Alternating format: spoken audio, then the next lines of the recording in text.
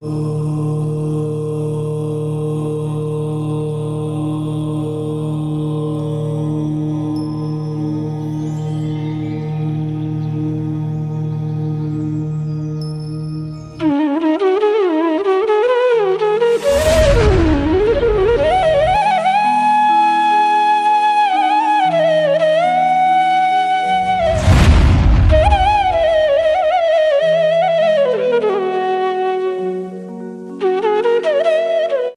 नमः सिद्धेभ्यः। ओम नमः सिद्धेभ्यः। ओम नमः सिद्धेभ्यः। मोक्ष मार्गस्य नेतारं भेतारं कर्म भूभृतां ज्ञातारं विश्वतत्त्वानां वंदे तद्गुण लब्धये वंदे तद्गुण लब्धये। बोलो देवादिदेव 1008 श्री श्री रामनाथ भगवान की जय। आचार्य उमा स्वामी महामुनि राज की जय। आचार्य पूज्यपा स्वामी महामुनि राज की जय। संत शिरोमणि आचार्य गुरु विद्यासागर जी महामुनि राज की जय। निर्यापक श्रमण मुनि पंगो श्री सुधा सागर जी महामुनि राज की जय। समस्त मुनि संघ की जय। द्रव्य के विषय में जो चर्चा चल रही है, उस विषय में बहुत सारी बातें आचार्य उमा स्वामी महाराज ने तत्वार सूत्र में बताई और आचार्य पूज्यपाद स्वामी ने उन्हीं बातों को अर्थ सहित विस्तार से सर्वार सिद्धि में बताया। कल 36वां जो सूत्र था वो हमको शुरू करना था, उसमें ये बताया था। 36वां सूत्र देखिए, द्व्यधिकादि गुणा नाम तो द्व्यधिकादि गुणा नाम तो पहले 35वें सूत्र 34वें सूत्र में बताया कि जघन्य गुण जिसमें है उनका बंध नहीं होता है। न जघन्य गुणा नाम 34वें सूत्र में बताया। फिर 35वें सूत्र में बताया गुण साम्य सदृशा नाम, यदि गुणों की समानता है तो तुल्य जाति वालों का भी बंध नहीं होता है और विपरीत जाति वालों का भी बंध नहीं होता है। बंध होता किसका है तो उसको 36वें सूत्र में बताया, द्व्यधिकादि गुणाणाम तु द्वि अधिक आदि गुणानाम तु दो अधिक शक्त्यांश वालों का तो बंध होता है। जो शक्ति का अंश है वो दो अधिक होनी चाहिए। सर्वार सिद्धि की व्याख्या सर्वप्रथम करते हैं, देखिएगा। सर्वार सिद्धि में इस विषय में क्या लिखा है। सर्वार सिद्धिकार कह रहे हैं जिसमें दो शक्त्यांश अधिक हो उसे द्व्यधिक कहते हैं।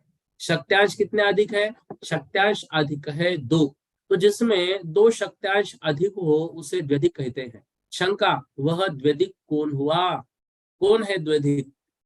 तो समाधान, 4 शक्त्यांश वाला। भाई एक अणु है जिसमें शक्त्यांश 2 है, दूसरा अणु है जिसमें शक्त्यांश 4 है, तो इससे उसमें दो शक्त्यांश अधिक है। तो इस प्रकार से सूत्र में आदि शब्द प्रकारवाची है। शंका, वह प्रकार रूप अर्थ क्या है? समाधान, द्व्यधिकपना। द्व्यधिकपना हर जगह पर 2 गुण अधिक होने चाहिए। इससे 5 शक्त्यांश अधिक का ज्ञान नहीं होता। 5 अधिक नहीं होने चाहिए, 3 अधिक नहीं होने चाहिए, 4 अधिक नहीं होने चाहिए, 2 अधिक होने चाहिए। तथा इससे यह भी तात्पर्य निकल जाता है कि समान जातीय या असमान जातीय दो अधिक शक्त्यांश वालों का बंध होता है। क्या कह रहे हैं? समान जातीय या असमान जातीय दो अधिक शक्त्यांश वालों का बंध होता है। स्निग्धों का स्निग्धों के साथ बंध होगा कब? जब शक्त्यांश 2 अधिक हो। रुक्ष का रुक्ष के साथ बंध होगा कब? जब शक्त्यांश 2 अधिक हो। स्निग्ध का रुक्ष के साथ बंध होगा कब? जब शक्त्यांश 2 अधिक हो, दूसरों का नहीं।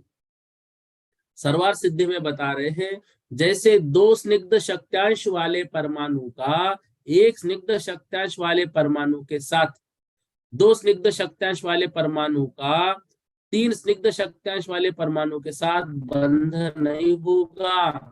क्यों नहीं होगा? उनमें जो अगला बंध से प्राप्त होना है उनमें एक ही गुण अधिक है। हाँ, 4 स्निग्ध शक्त्यांश वाले परमाणु के साथ अवश्य बंध होगा। किसका? 2 स्निग्ध वाले का।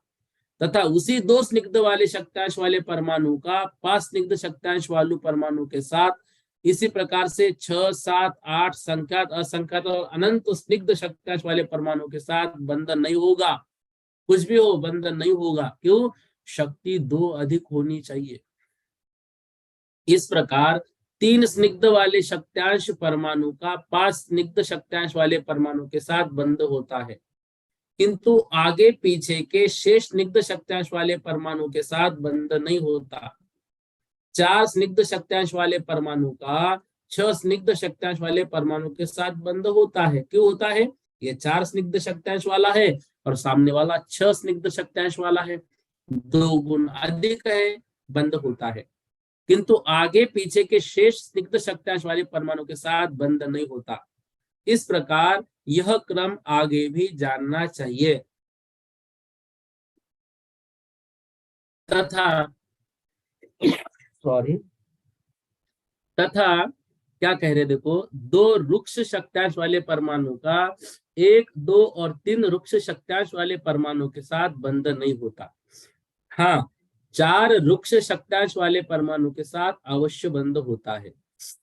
उसी 2 रुक्ष शक्तांश वाले परमाणु का आगे के 5 आदि रुक्ष शक्तांश वाले परमाणु के साथ बंध नहीं होता। इस प्रकार 3 आदि रुक्ष शक्तांश वाले परमाणु का भी 2 अधिक शक्तांश वाले परमाणु के साथ बंध जानना चाहिए। मतलब 3 शक्तांश का बंध किसके साथ होगा? जहां पर अगला 5 का हो। 3 और 2 5, 2 अधिक उसमें हो जाएंगे। समान जातीय परमाणु में बंध का तो जो क्रम बतलाया है, ध्यान से, समान जातीय परमाणु में बंध का जो क्रम बतलाया है, विजातीय परमाणु में भी बंध का वही क्रम जानना चाहिए। समान जातीय के साथ जो है ना क्रम, वही विजातीय में स्निग्ध का स्निग्ध के साथ भी, स्निग्ध का रुक्ष के साथ भी। कनक मल्जी जैन बोलिएगा। जय जिनेन्द्र भैया जी, मैं ये पूछ रहा हूँ कि मान लो 3 सत्यांश 6 वो तो नहीं होता क्या? 2 अधिक नहीं होगा क्या? यदि 3 है और सामने वाले का 6 है तो नहीं होगा। 3 वाले का 5 वाले के साथ होगा, 3 वाले का 1 वाले के साथ होगा। तो 7, 8, 10 तो नहीं होगा क्या? एक में तो 3 है, एक में मान लो 5 नहीं, 6, 7, 8, 9, 10 ज्यादा तो नहीं होगा? नहीं होगा। संख्यात असंख्यात अनंत भी हो तो भी नहीं होगा। 2 गुण अधिक होने चाहिए। 2 गुण अधिक होने चाहिए। ठीक है, जय जिनेन्द्र। देखो, अनंत शक्तांश वाले परमाणु का अनंत शक्तांश वाले परमाणु के साथ भी बंधन नहीं होगा। इसमें अनंत शक्तांश परमाणु है तो दूसरे में अनंत शक्तांश प्लस 2 गुण अधिक होने चाहिए, या अनंत शक्तांश माइनस 2 गुण अधिक होने चाहिए, तब जाकर बंध होगा, अन्यथा बंध नहीं होगा। यह सभी के साथ देख रखना चाहिए। हम पढ़ रहे थे समान जातीय परमाणुओं में बंध का जो क्रम बतलाया है, स्निग्ध का स्निग्ध के साथ जो बंध का क्रम बतलाया है, विजातीय परमाणु में भी बंध का वही क्रम जानना चाहिए। कहा भी है आगम में, क्या कहा है देखो, सर्वार सिद्धि में ही लिख रहे हैं, स्निग्ध का 2 अधिक शक्तांश वाले स्निग्ध के साथ बंध होता है, रुक्ष का 2 अधिक शक्तांश वाले रुक्ष के साथ बंध होता है, तथा स्निग्ध का रुक्ष के साथ इसी नियम से बंध होता है, किंतु जघन्य शक्तांश वाले का बंध सर्वथा वर्जनीय है। सूत्र में तु पद विशेषण परक है, जिससे बंध के प्रतिषेध का निवारण और बंध का विधान होता है। अधिक गुण वाले के साथ बंध होता है, ऐसा क्यों कहा? तो समगुण वाले के साथ बंध होता है, ऐसा क्यों नहीं कहा?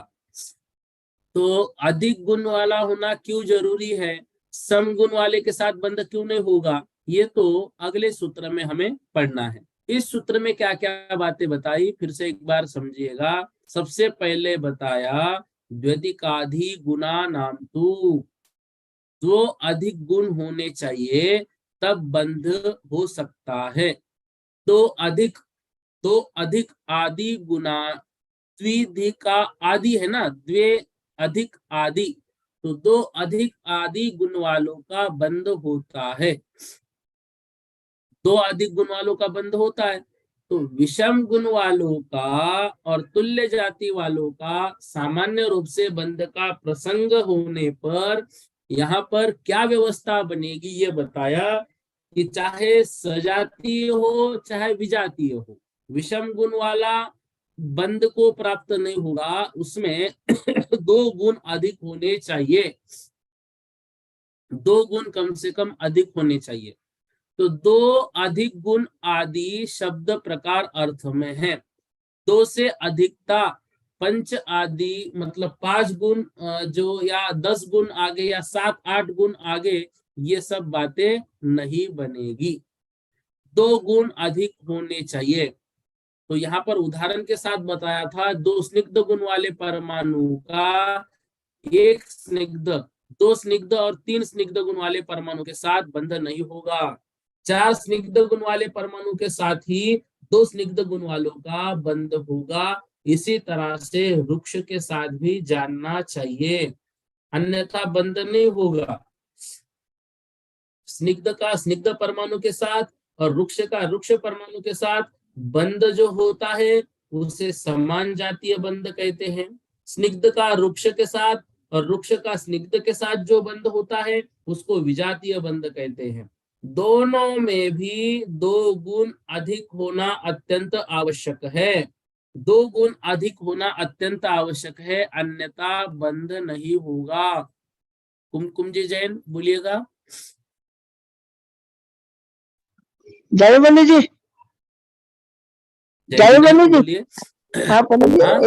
एक तो ये पूछना था कि जो वर्तना काल द्रव्य का लक्षण है वो निश्चय का व्यवहार दोनों के लिए है, खाली व्यवहार के लिए है? देखो पहले तो प्रसंग ठीक है, आप समझो वर्तना जो है वो निश्चय का लक्षण है, बाकी परिणाम क्रिया परत्व और अपरत्व ये जो 4 बातें हैं ये व्यवहार के लिए है। वर्तना वास्तविकता में काल का लक्षण है और वह काल निश्चय के लिए लिया जाता है क्योंकि वो समय मात्र है, परिवर्तन प्रति समय हो रहा है, तो वह निश्चय इसमें गिना जाएगा। ठीक है, तो वर्तना तो परिणाम हो गया, तो परिणाम मतलब निश्चय में परिणाम कैसे है? वर्तना का अर्थ जो है परिणमन करना, नीचे का परिणाम अलग है, वर्तना का जो है वो परिणमन है, प्रति समय जो परिणमन होता है वो वर्तना, और परिणाम बात अलग है। अच्छा अच्छा अच्छा, ठीक है ना। ठीक है। दूसरी पूछ रही थी कि द्रव्य का स्वभाव और द्रव्य के गुण, इन दोनों में अंतर कैसे करेंगे? अब ये पहले सभी के हम यहाँ पर एक गुणों को पहले देख लेते हैं, फिर स्वभाव की बात करेंगे। अच्छा, दूसरे स्वभाव मतलब जो है, स्वभाव मतलब उनकी स्वाभाविक पर्याय क्या है। अब धर्म द्रव्य है, धर्म द्रव्य का स्वभाव क्या है? अमूर्त अचेतन है, अमूर्त अचेतन है, तो यही गुण भी है उसके, अमूर्त अचेतन। देखो गुण उसका होगा जीव और पुद्गल को चलने में मदद करना, यह उसका गुण है। अच्छा, समझ रहे हैं? हाँ जी। हाँ, वैसे स्वभाव को और गुण को हम सामान्य परिभाषा में एक ही मानते हैं, लेकिन थोड़ा सा डिफरेंस इसमें होता है। जब सभी द्रव्यों का वर्णन होगा ना तो सभी के स्वभाव, सभी के उपकार, सभी की व्याख्या भी एक बार समझाई जाएगी। तो इनकी परिभाषा तो अलग अलग नहीं, मतलब परिभाषा तो अलग अलग लिखनी आ सकती है? देखो ऐसा कुछ नहीं है, तो समझने के लिए है। अभी देखो इतने सारे उनको 5 अध्याय से प्रश्न निकालने हैं तो इतना नहीं पूछेंगे। अच्छा, एक दूसरे पूछी थी कि इसमें अर्पित नर्पित सिद्ध है ना, एक मेरा निवेदन है परीक्षा में ऐसा आएगा कि नहीं ये प्रश्न ही नहीं पूछना, क्योंकि हम परीक्षा की दृष्टि से तैयारी नहीं कर रहे, हमें तो स्वाध्याय दृष्टि से कर रहे हैं। एक पूछा है अर्पित नर्पित सिद्ध, जो ये सूत्र है 5वें अध्याय में, इसमें ना मुख्य गौण की विवक्षा है, तो ये विवक्षा किस अपेक्षा ये नहीं समझ में आया। देखो अर्पिता नर्पित सिद्धे है, वहां पर सिद्धि होती है, किसकी सिद्धि होती है? विषय की। किस विषय की? मुख्य और गौण। तो विवक्षा किसकी दी जाएगी? सूत्र में ये बताया था, एक ही द्रव्य में नित्य गुण है, एक ही द्रव्य में अनित्य गुण है। तो नित्य और अनित्य गुण एक ही द्रव्य में कैसे रहेंगे? तो बताया अर्पिता अनिर्पित सिद्धे है, जहां पर ठीक। उसको नित्य बताना है, अनित्य को गौण करना पड़ेगा, अनर्पित करना पड़ेगा। जहां पर उसको अनित्य बोलना है तो नित्य को अनर्पित करना पड़ेगा, गौण करना पड़ेगा। ये विवक्षा बड़ा रहती है, कैसे, ठीक है। अच्छा दुर्लभ पढ़ाई की अपेक्षा से हो गया कैसे ये। बिल्कुल बिल्कुल। जय पंडित जी। अभी जो विषय चल रहा है उससे संबंधित प्रश्न है तो ही बीच में पूछिए। ऐसे सारे प्रश्न हो तो आप कक्षा के अंत में जब वक्त दिया जाता है तब पूछिए, मतलब लिंक ना टूटे। देखो हम पढ़ रहे थे स्निग्ध का स्निग्ध परमाणु के साथ और रुक्ष का रुक्ष परमाणु के साथ जो बंध होता है वो समजातीय बंध है, और स्निग्ध का रुक्ष के साथ और रुक्ष का स्निग्ध के साथ जो बंध होता है वह विजातीय बंध है, उसको विषम बंध भी कहते हैं। देखो स्निग्ध का स्निग्ध के साथ बंध हो, चाहे स्निग्ध का रुक्ष के साथ बंध हो, रुक्ष का रुक्ष के साथ बंध हो, चाहे रुक्ष का स्निग्ध के साथ बंध हो, नियम क्या बनेगा? नियम याद रखना, व्यधिकादि गुणानाम तु। नियम, ठीक, 2 गुण अधिक होने चाहिए। बंध किसका नहीं होगा? बंध नहीं होगा जघन्य गुणानाम, न जघन्य गुणानाम। तो जघन्य गुण वालों का बंध नहीं होगा। बंध किसका नहीं होगा? गुण साम्य सदृशानाम, सदृश्य होने वालों का भी बंध नहीं होगा। बंध किसका नहीं होगा? तीसरी बात यहां पर और एक समझनी है, बंध नहीं होगा 3 बातें। पहले तो जघन्य गुण वालों का, समान गुण वालों का, और तीसरा 2 से कम अधिक, 2 से कम अधिक गुण जिसमें हो उसमें भी बंध नहीं होगा। बंध किसमें होगा? बंध होगा 2 अधिक गुण वालों के साथ, ठीक हो। बंध होगा, गुण जो है वो 2 अधिक होने चाहिए। समझ में आ रहा है? अब देखो प्रश्न यहां पर हो रहा है, अधिक गुण वाले के साथ बंध होता है, ऐसा क्यों कहा? समगुण वाले के साथ बंध होता है, ऐसा क्यों नहीं कहा? इस बात को बतलाने के लिए सूत्र बता रहे हैं। अधिक गुण होना क्यों आवश्यक है? 2 अधिक। देखो बंधे दिको पारिणामिकौ च, बंधे दिको पारिणामिकौ च, बंधे अधिको, बंध में अधिको जो अधिक गुण वाला है, पारिणामिकौ च वह परिणमन कराने वाला भी होता है। बंध जिसमें अधिक है वह परिणमन कराने वाला भी होता है। बंधे दिको पारिणामिकौ च, जिसमें जिसमें अधिक, बंधे दिको पारिणामिकौ च, जिसमें मतलब बंद होते समय जिसमें 2 गुण अधिक है, ऐसा जो है वह पारिणामिकौ च, वह परिणमन कराने वाला भी होता है। मतलब जिसमें अधिक गुण होते हैं वह कम गुण वालों को अपने अनुसार परिणमन करा के लेता है, ठीक है। तो यह बंध का नियम है। क्या नियम है? बंधे दिको पारिणामिकौ च, जो अधिक अधिक मतलब गुण वाला है, बंद होते समय 2 अधिक गुण वाला जो है वह परिणमन कराने वाला होता है, ठीक है। इस तरह से इसमें हमें याद रखना है। इसकी व्याख्या नहीं टाइप कर पाया मैं, शायद इसमें नहीं आई।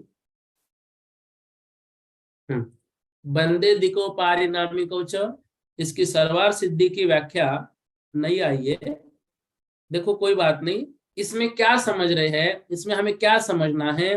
बंदे दिको पारिणामिकौ च, बंद होने पर अधिक गुण वाला न्यून गुण वाले को अपने रूप में परिणमन कराकर लेता है। बंद होने पर अधिक गुण वाला न्यून मतलब कम गुण वाले को पारिणामिको अपने रूप में परिणमन करा के लेता है। बंद होने पर अधिक गुण वाला कम गुण वाले को अपने रूप में परिणमन करा के लेता है।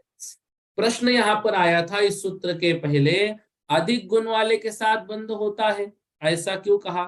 समगुण वाले के साथ बंध होता है, ऐसा क्यों नहीं कहा? इस बात को बतलाने के लिए अधिक गुण वाला हीन गुण वाले को अपने माफिक, अपने समान कर लेता है, क्या उसकी सत्ता ही नहीं रहती? इस बात का खुलासा इस सूत्र में किया है। देखो, संयोग होने पर भी प्राप्ति मात्र, ये जो परस्पर अनुप्रवेश कर लेते हैं स्निग्ध रुक्ष गुण, रुक्ष परमाणुओं का संयोग मात्र से पारिणामिक नहीं हो सकते।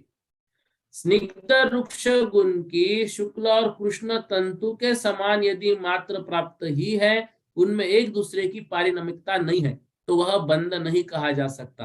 अतः पारिणामिकता का नियम बतलाने के लिए यह सूत्र कहा गया है। पारिणामिकत्व किसे कहते हैं? देखो, गीले गुड़ की तरह अवस्थान्तर उत्पन्न कराना पारिणामिकत्व है। जैसे अधिक मधुर रस वाला गीला गुड़ अपने में गिरी हुई धूली आदि को मधुर रस वाला बनाने के कारण धूली का परिणाम है। समझ रहे हो? गुड़ की शक्ति अधिक है, धूल की शक्ति कम है। अब वह धूल गुड़ पर बैठ गई, क्या हो गया? उस धूल को गुड़ ने अपने बराबर परिणमन करा के लिया। उस गुड़ का धूल ने अपने बराबर परिणमन करके लिया। इसलिए कहते हैं बाजार की वस्तुएं नहीं खानी है, बाजार की खुली वस्तुओं का त्याग किया गया, मर्यादा के भोजन को आगम में बहुत अधिक महत्व दिया गया। क्यों? बाहर का गुड़ गिरी हुई धूल को अपने बराबर कर लेता है। उसी प्रकार अन्य भी अधिक गुण वाला परमाणु न्यून गुण वाले परमाणुओं का परिणामक होता है। अर्थात 2 गुण स्निग्ध व रुक्ष वाले परमाणुओं का 4 गुण वाले स्निग्ध या रुक्ष गुण वाले परमाणुओं का साथ बंध हो गया, तो 4 गुण वाला 2 गुण वाले को अपने बराबर परिणमन करा के लेता है। स्वर्गीय पंडित श्री रतनलाल जी भंडारा साहब उदाहरण देते थे, 2 लोगों ने दुकान का या किसी बिजनेस का प्रारंभ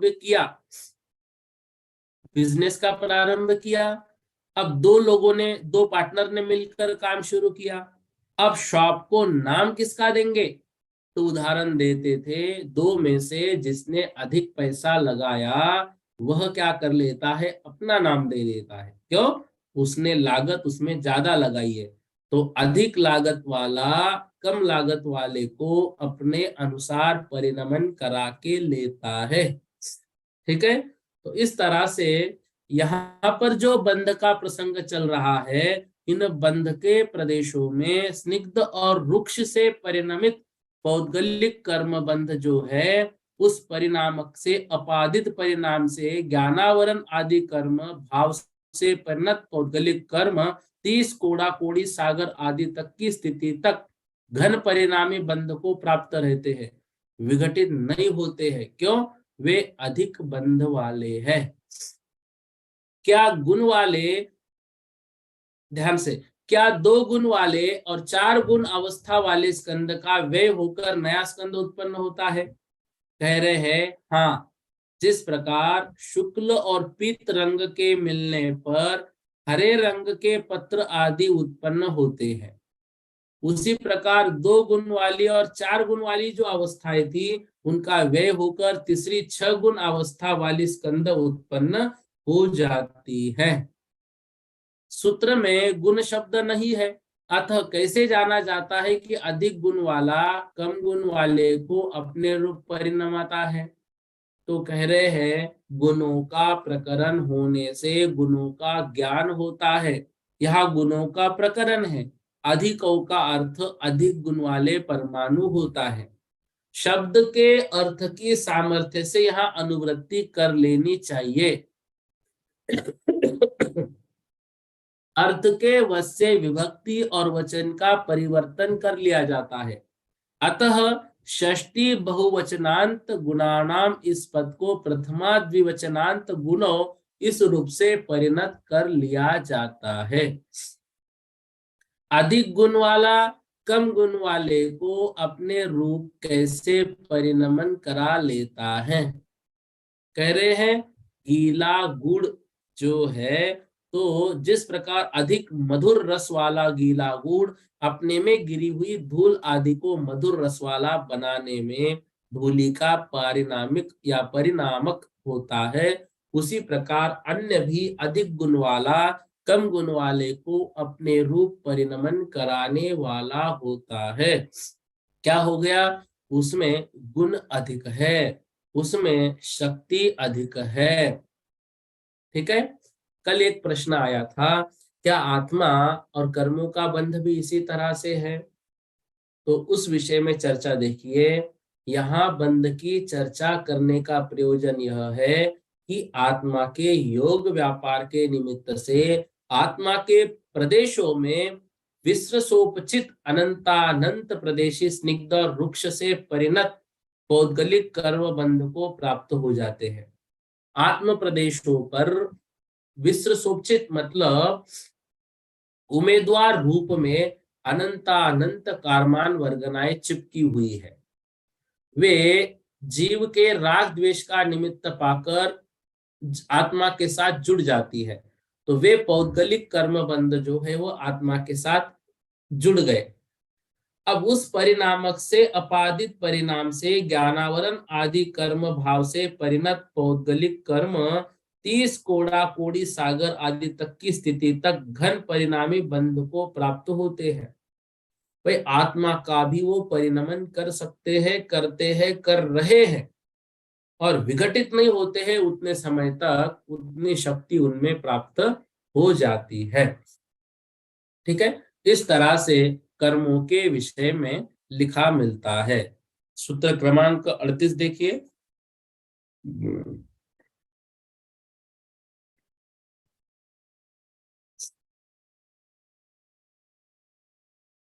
कुमकुम जी जैन बोलिए, कुछ पूछना है आपको?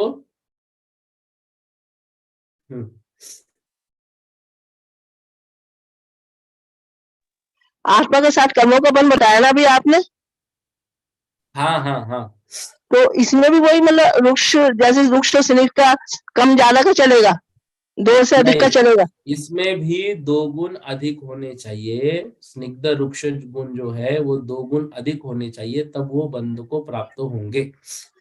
तो जैसे कर्म वर्णिना है, तो जैसे ज्ञान वर्णी बन रही है, दर्शन वर्णी बन रही है, तो दोनों का मतलब अलग अलग बंध होगा ना, अलग अलग उसमें। बिल्कुल, ज्ञानावरण्य के कर्म अलग, दर्शना। देखो वैसे जो होता क्या है, देखो ध्यान से, बंध कैसे होता है? कारमान वर्गनाए कर्मरूप परिणत हो जाती है। कारमान वर्गनाए कर्मरूप परिणत होने के बाद वो जो है वो बढ़ जाते हैं। ज्ञानावरण में थोड़ी शक्ति, दर्शनावरण में थोड़ी शक्ति, तो मोहनीय, आयु, नाम, गोत्र सब में थोड़ी थोड़ी शक्ति उनकी लग जाती है। आयु में नहीं होगा, क्योंकि आयु बंध जो है वो 8 अपकर्ष कालों में ही होता है। तो वो कर्म बंध स्पेशल ये ज्ञानावरण का आया, ये दर्शनावरण का आया, ऐसा नहीं आता है। कर्म बंध सामान्य रूप से कर्म बंध होता है।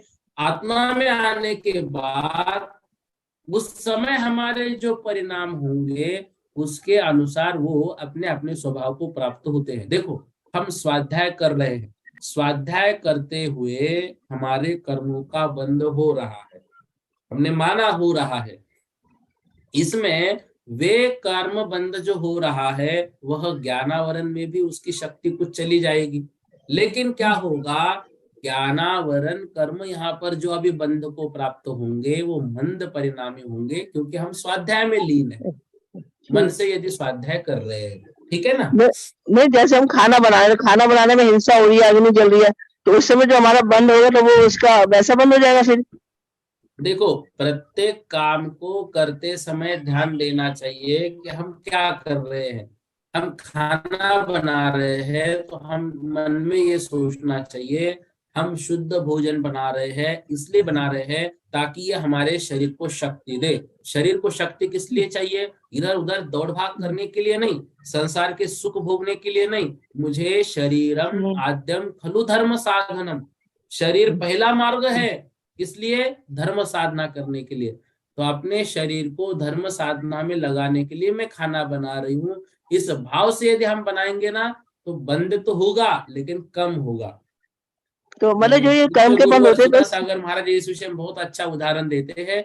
दो भाई नहा रहे हैं, दोनों दो बाथरूम में घुस गए, दोनों ने समान रूप से पानी को वेस्ट किया, दोनों ने समान रूप से साबुन शैम्पू लगाया, लेकिन एक इसलिए नहा रहा है कि शुद्ध होके अभिषेक करना है, एक इसलिए नहा रहा है कि मुझे चमचमाना है, लोगों को अपना रूप दिखाना है। दोनों में क्रिया सेम होते हुए भी कर्म बंध अलग अलग होगा। समझ गए आप? हाँ जी समझ। तो जो ये बंद होगा तो जैसे ज्ञानावानी दर्शनावानी मोहन जिसकी जैसे मोहने की शक्ति ज्यादा है तो उसके अंश ज्यादा होंगे, इसका मतलब? बिल्कुल बिल्कुल, उसको शक्ति ज्यादा मिलेगी। उस विषय में द्रव्य संग्रह में एक बार पढ़ा था, अभी कल भी इसका विषय कल के या परसों के सूत्र में आएगा, तो उसमें भी बताएंगे किसमें किसका बंध अधिक शक्ति चली जाएगी। ठीक है, ठीक है, ठीक। सैमसंग SM लिखा है, बोलिएगा। सैमसंग SM 1368 अनम्यूट कीजिए। सौरभ जी जैन बोलिए। जय जिनेन्द्र भैया जी। जय जिनेन्द्र भैया जी, ये एक तो समान गुण वालों का बंध नहीं होता है, ठीक है? हाँ हाँ। और एक ये आप सजातीय और विजातीय में आप कैसे लेंगे? मतलब जैसे स्निग्ध से बंध होना सजातीय हो गया, हाँ, और स्निग्धता का रुक्ष से बंध होना विजातीय हो गया। बिल्कुल। तो ये अच्छा, रुक्ष का रुक्ष से बंध होना सजातीय है मतलब? बिल्कुल बिल्कुल। अच्छा, जघन्य गुण वाले का बंध नहीं होता? एक बिल्कुल, एक तो जघन्य गुण वालों का बंध नहीं होगा, गुण साम्य सदृशानाम, समान गुण होने के बाद भी बंध नहीं होगा, चाहे सजाती हो चाहे विजाती हो। दो गुण अधिक होने चाहिए, चाहे सजाती हो चाहे विजाती हो, तो बंध होगा।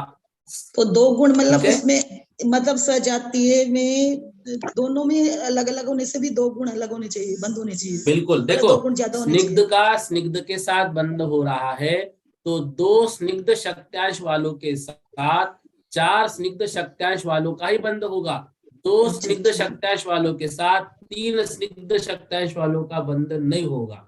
क्यों? दो गुण अधिक चाहिए इसलिए। ठीक है, ठीक है, समझ आ गया। ठीक।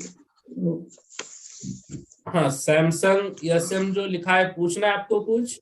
हाँ, जय जिनेन्द्र भैया जी। जय जिनेन्द्र बोलिए। भैया, अधोलोक में जो नरक की भूमि है उसका पहले वर्णन क्यों लिया है?